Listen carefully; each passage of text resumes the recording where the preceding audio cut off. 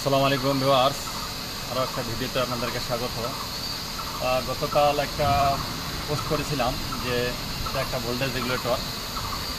এটা মূলত আমাদের গ্রাহকদের যাতে ভালো ভোল্টেজ পায় সেই কারণেই মূলত এটা লাইন ভোল্টেজ রেগুলেটর। এটা তো গতকালকে বলছিলাম যে আমাদের যে এই এত বড় একটা ইকুইপমেন্ট, এই ইকুইপমেন্টটাকে আমরা যে অতিরিক্ত প্রোটেক্টিভ, আমরা ভোল্টেজ ডিভাইস যে প্রোটেক্টিভ হিসেবে ব্যবহার করব, তো সেখানে এই সার্জ অ্যারেস্টার এবং লাইটনিং অ্যারেস্টার এটা কেন সিরিজে কানেকশন হলো সার্জ অ্যারেস্টারটা, আর এটা লাইটনিং অ্যারেস্টারটা কেন প্যারালাল কানেকশন হলো।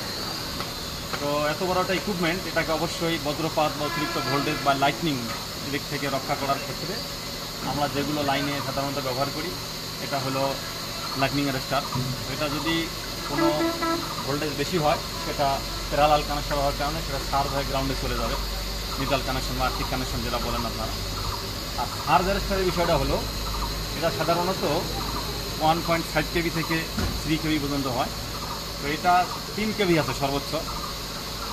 এটা লাইন ভোল্টেজ রেগুলেটর হওয়ার কারণে এটা 100 এম্পিয়ার একটা ভোল্টেজ রেগুলেটর।